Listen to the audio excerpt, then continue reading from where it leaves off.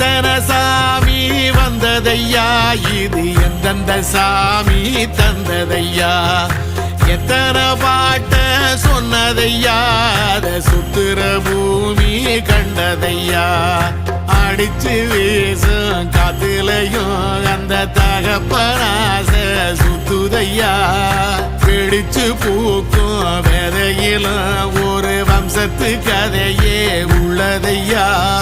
100 தலைமுறை சேர்ந்து செதுக்குன ஈர நலம் இது பாறையா,